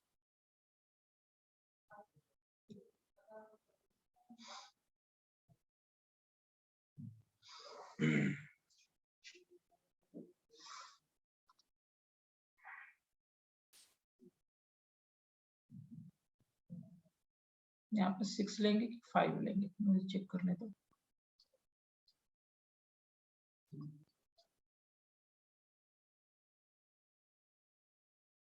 अच्छा हाँ, डिविजन 5 लेंगे ना बेटा, 0 से कितना डिवीजन नीचे है, एक यहाँ से नहीं लेना, 0 के बाद वो कितना डिवीजन है, 0 कितना डिवीजन ऊपर है, 1 डिवीजन 2 डिवीजन 3 4 5 डिवीजन ही होगा, 50 के साथ लेना पड़ेगा हमें।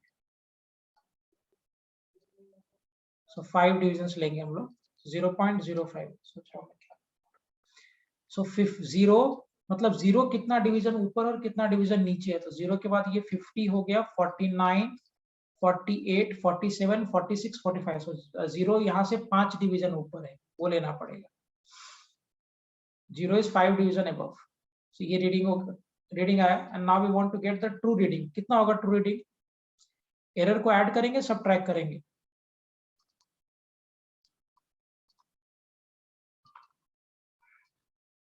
ट्रू रीडिंग में क्या करेंगे, ऐड या subtract?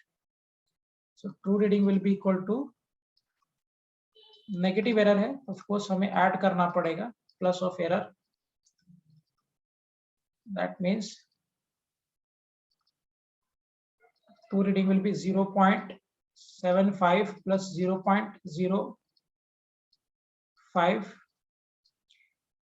millimeters. So if we solve it,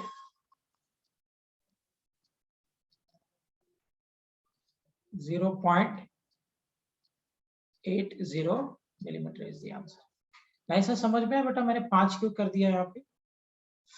तो 0 और 45 के बीच में कितने डिविजन है वो काउंट करना। हाँ मतलब 0 कितना डिवीजन ऊपर है या 0 कितना डिवीजन नीचे है। So between 0 and 45, how many divisions are there? That is 5 here. समझ गया सबको पॉइंट ये? शुभम क्लियर है? Yes. Okay. Any doubt in this? No. Okay. Diya and Ishita, both of you?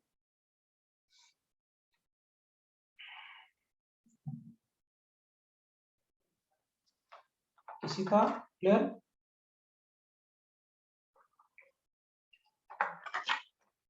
Yes. Okay. Assignment पे चलते हैं। ठीक है, so excellent job all of you, सब अच्छे से सॉल्व किया आपने। सो क्वेश्चन नंबर ये 18 तक खत्म किया। So we have completed this JEE Main archive, and plus इधर से हमने ये भी कर लिया था, एडवांस वाला भी यहाँ तक।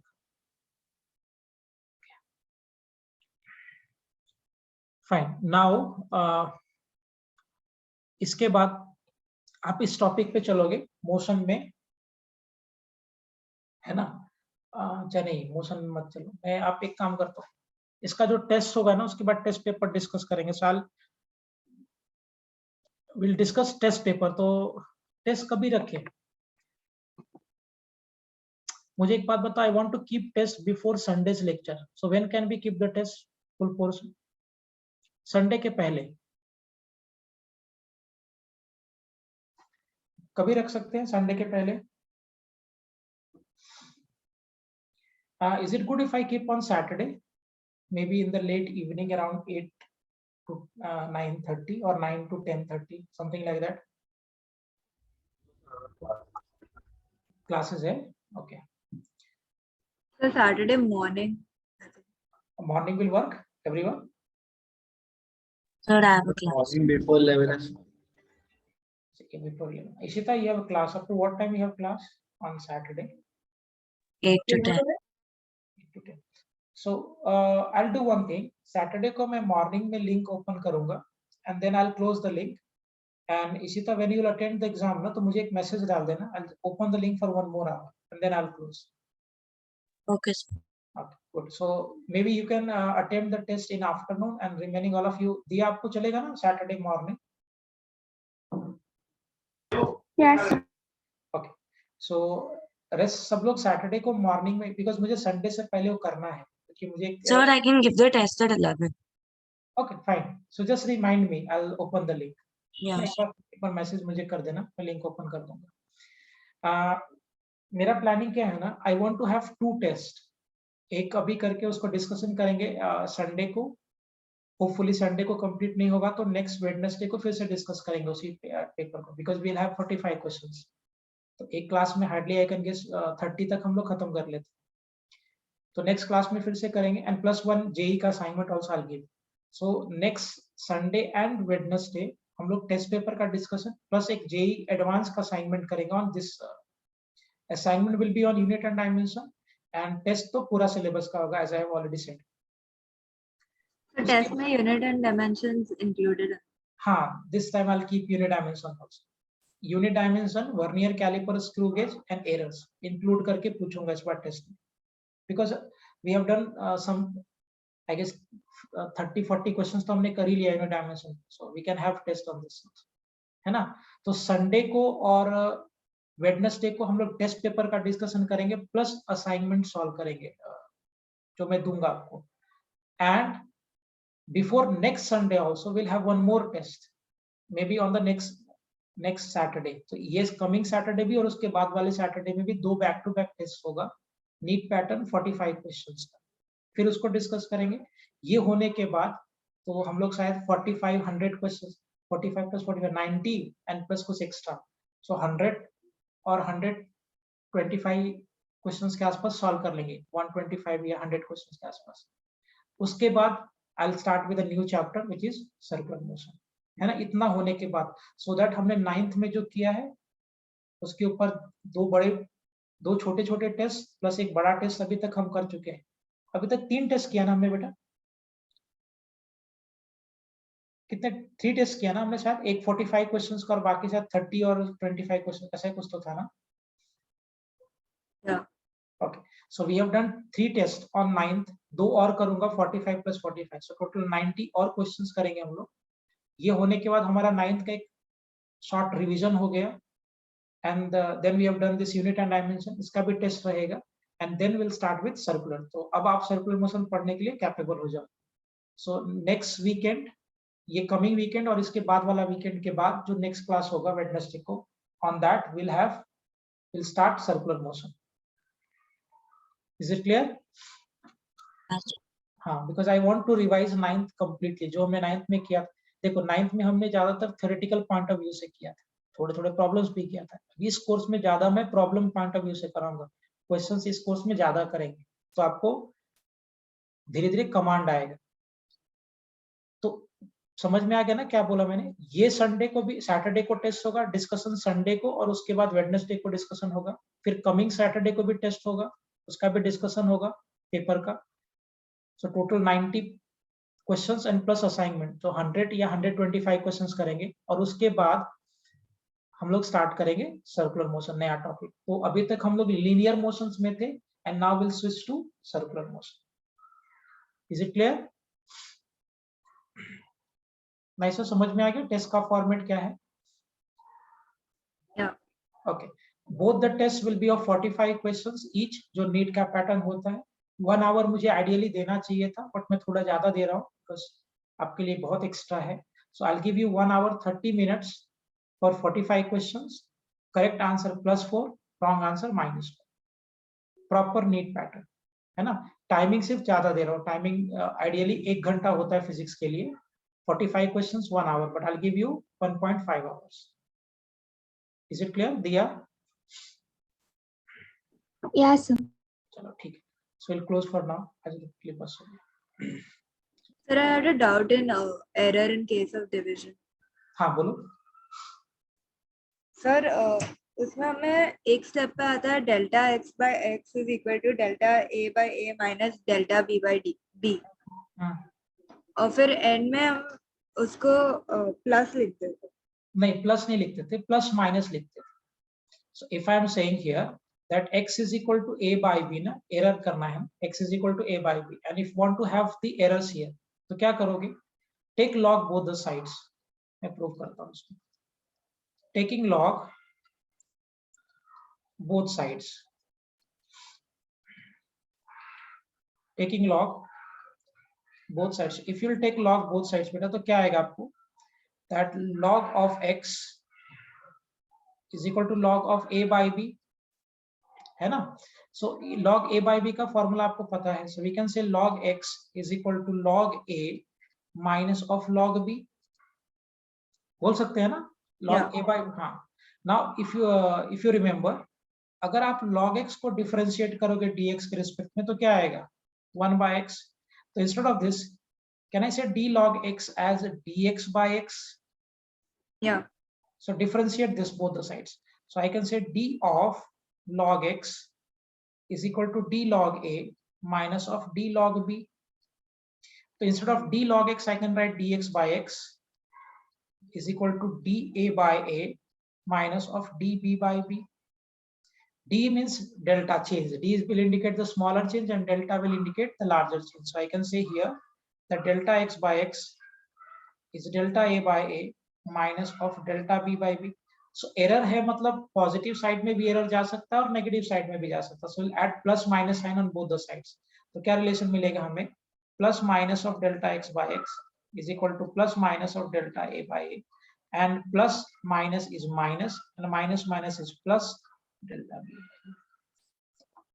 एरर है मतलब हायर साइड में होगा, लोअर साइड में होगा, तो पहले माइनस बाद में प्लस या पहले प्लस बाद में माइनस, इससे क्या फर्क पड़ता है? Because error will be on both the side.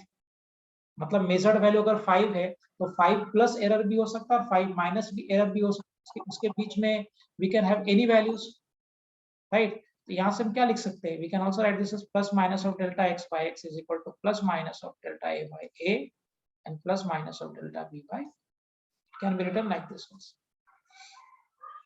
समझ में आया ना ऐसा?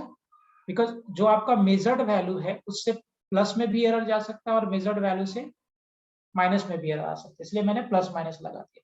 पहले माइनस बाद में प्लस या पहले प्लस बाद में माइनस, क्या फर्क पड़ता है? Is it clear? या. ओके, ठीक है.